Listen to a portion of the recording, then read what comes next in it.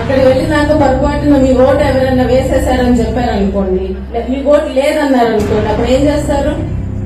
అక్కడ polling booths అందరు ఉంటారు. అవును, వాళ్ళని ఛాలెంజ్ చేయండి. అంటే ఛాలెంజ్ ఓట్ అనే ఒక వసతి ఉంటుంది చట్టబద్ధంగా. మీ ఆధార్ కార్డు చూపించి ఒక 2-5 రూపాయలు కడితే వాళ్ళు మీ ఓటు వేయించుకోవాలి. సరేనా?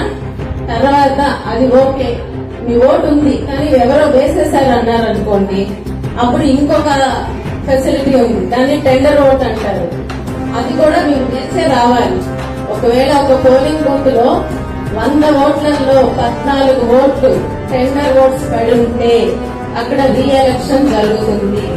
సో పొరపాటును కూడా మీ పోలింగ్ బూత్ ఏజెంట్స్ ఉంటారు, మన వాళ్ళు ఉంటారు అక్కడ.